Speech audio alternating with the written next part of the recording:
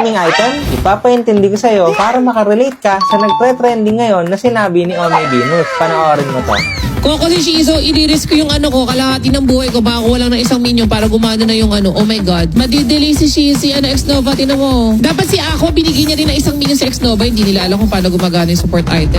Kaya nasabi ni Venus yun kasi 55 seconds na wala pa ring XP na nakukuha si X-Nova. Samantalang si Ogwen magle-level 2 na. Ano nga ba ang nangyari? May ginawa kasi na play si Ogwen at Super Marco. Dinalwa agad nila yung gold lane. Kung ikaw si Shizu, ano ang gagawin mo? Tama, maiilang ka na mag-clear. Dahil nga hindi nag-clear si Shizu, wala siyang makukuhang gold. Dahil nga wala siyang nakukuha na gold, ganun din yung roamer. Kasi kung mababasa niyo ang roaming item, sa loob ng 8 minutes, hindi kayo magkakaroon ng gold at XP kapag may malapit kayo na teammate. Ano pa ang isang passive ng roaming item? Bibigyan ka nito ng 8 gold or 20 XP kapag ikaw yung may pinaka-lowest na gold. Siguro mas nagegets nyo na. Dahil na-present si Shizu at si X-Nova naka-roam item na walang makukuhang gold sa 8 minutes, ibig sabihin pala pantay ng gold si Shizu at si X-Nova. Kaya hindi gumagana yung roam. Kaya kahit magwa 1 minute na, hindi pa rin nagkakaroon ng XP si X-Nova. At ayon ang pinopoint ni Ome Venus na sana nag-sacrifice na lang ng HP si Shizu para makakuha siya ng gold at gumana ang roaming item ni X-Nova para hindi siya madelay sa level. At yung mga pinipili naman nila na roaming item na indie, favor at encourage, design na lang yon. Huwag mo nang tatanungin, Boss Ben, bakit ba nagro-roam boots yung iba? Hindi naman sila roam. Ngayon, alam mo na. At hindi mo na rin itatanong sa akin kung bakit nga ba nagro-roam item yung mga gold, XP, mid lane kapag 8 minutes na. Para in case na mahuli sila sa gold, nagkakaroon pa rin sila ng XP at gold per second. At yun lang, hindi ka na ma-OP ngayon sa nagtre-trending na laban ng A2Ren at Falcons. Makakapag-comment ka na. Tandaan mo lang, gumagana ang roam item kapag ikaw yung may pinakamababa na gold. Kaya kung ayaw mong ma-OP sa mga usapan na ganito, huwag mo kalimutan mag-follow ha. Sana may natutunan kayo. Sana makatulong.